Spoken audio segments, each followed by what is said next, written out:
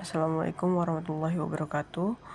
Perkenalkan, nama saya Siti Robiah Hidayah, NIM 4222401071 dari kelas Robot 3 pagi C. Di sini saya akan membuat video tugas ATS Statik dan Dinamik RE204. Soal yang pertama ada identifikasi sistem fisik apa saja pada proyek PBL yang memerlukan analisis sistem statik dan dinamik. Yang kedua, gambarkan diagram bebas, free body diagram, gaya-gaya yang bekerja pada sistem fisik tersebut. Yang ketiga, tentukan gaya-gaya yang belum diketahui agar sistem fisik tersebut berada pada kondisi equilibrium.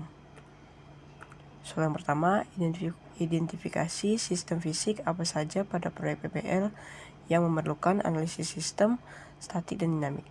Untuk analisis statik, yang pertama, rangka robot harus kuat menopang semua komponen seperti MCU, motor DC, motor servo, baterai, dan lain-lain. Yang kedua, dudukan roda atau motor menahan beban vertikal dari struktur robot harus stabil agar motor tidak goyang saat bekerja. Yang ketiga, transporter atau gripper saat tidak bergerak perlu diketahui apakah sambungan cukup kuat menahan beban objek. Selanjutnya, analisis dinamik. Yang pertama, roda dan motor mengalami percepatan, gaya gesek dan gaya dorong saat robot jalan atau berbelok. Yang kedua, servo lengan mengangkat benda atau perlu torsi untuk mengimbangi berat benda. Yang ketiga, distribusi massa saat robot berakselerasi atau berbelok itu memengaruhi kestabilan. Selanjutnya, soal kedua, gambarkan diagram bebasnya. Di sini berat simbol W atau berat total robot. N1 reaksi robot roda kiri, N2 reaksi roda kanan, N3 itu free wheel kanan, N4 itu free wheel kiri.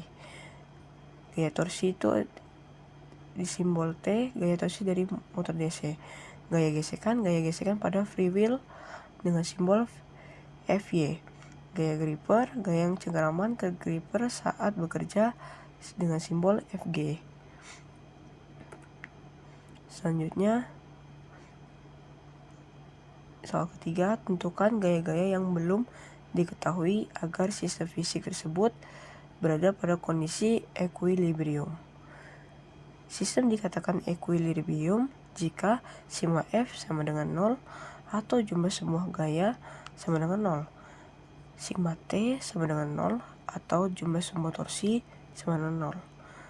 Pertama, untuk gaya torsi, mencari torsi T sama dengan W objek dikali jarak dari poros servo ke titik gaya.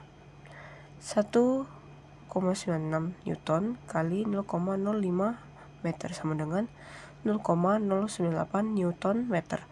Yang kedua, gaya gesekan atau FY sama dengan Pi kali Newton sama dengan 0,3 Newton atau asumsi ringan. 3. Gaya gripper atau FG sama dengan M dikali G sama dengan 0,2 dikali 9,8 sama dengan 1,96 Newton. Langkah-langkah menghitung gaya gripper maksimum. T sama dengan F kali D atau F sama dengan D per T. T itu sama dengan torsi servo atau dalam Newton meter. D sama dengan jarak dari poros servo ke titik gaya atau M. F sama dengan gaya gripper atau Newton. Torsi maksimum, di sini kami memakai motor MG S90 servo motor. Torsinya itu 2,2 kg kali cm pada 4,8 volt. Dan ada juga 2,5 kg cm pada 6 volt. Kita pakai 6 volt agar hasil maksimal. Dengan gripper atau jarak dari poros, asumsikan sekitar 2,5 cm sama dengan 0,025 meter. Langkah perhitungannya, T T sama dengan 2,5 kg per gaya torsi sama dengan 2,5 kali 0,098 sama dengan 0,245 Nm. T sama dengan 2,5 kg